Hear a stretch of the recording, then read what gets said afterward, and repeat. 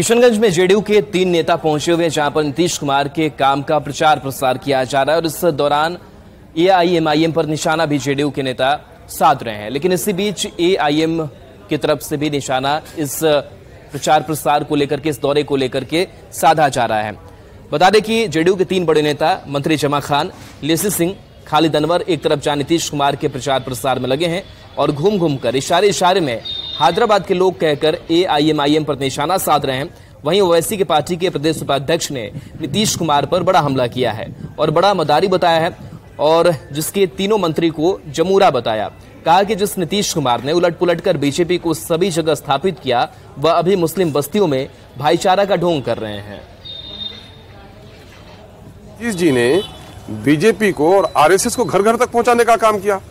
पहले तो सेंटर में भी मिनिस्टर रहे, लेकिन 2005 से लेकर के इस वक्त तक अलट पलट कर वो बीजेपी को साथ देते रहे। तो पूरे बिहार में बीजेपी और आरएसएस को घर घर तक पहुंचाकर यहाँ के अमन और आस्था को अगर किसी ने बर्बाद किया, मॉब लिंचिंग्स होते हैं, गाय का मामला, हिंदुस्तान पाकिस्तान, कब्रिस्तान, मंदिर, टोपी, दाढ़ी, ये सारे कितने हैं? ये बजरंग दल के हैं, ये भाजपा की जेली तंजीमों के हैं।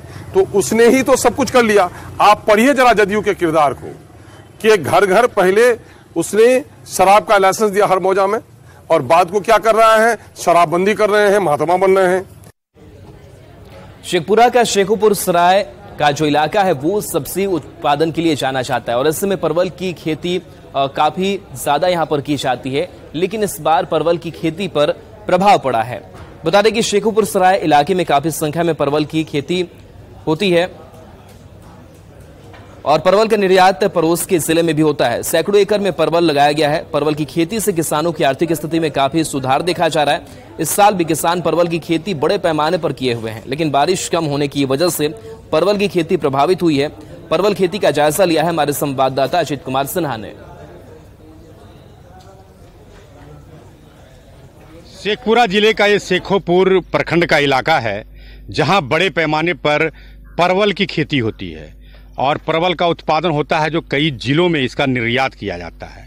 लेकिन जो बारिश नहीं हो रही है, इसका भी असर फसल पर पड़ा है। पूरा फसल सूखा है, जितना उत्पादन होना चाहिए तो वो नहीं हुआ है।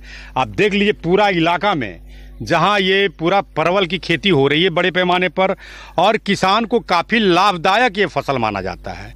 लेकिन इस वर्ष लगता है कि किसान भी मायूस हैं, जो बारिश नहीं होने के कारण फसल जितना बेहतर होना चाहिए वो नहीं हुआ है।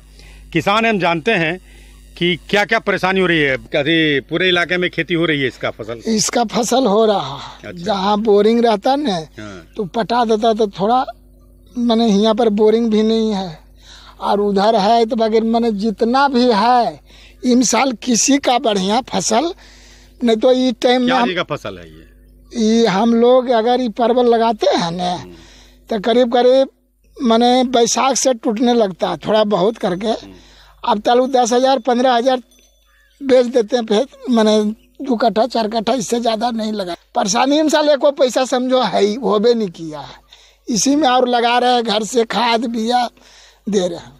अभी भी उम्मीद है, मैंने किए हुए हैं कि शायद बेहतर हो जाए। जरूरत है कि सरकार को इस पर मदद करनी चाहिए ताकि जो बड़े पैमाने पर यहाँ सब्जी की खेती होती है उसका बढ़ावा मिल सके और अन्यत्र जो है पड़ोसी जिला में वहाँ निर्यात हो सके।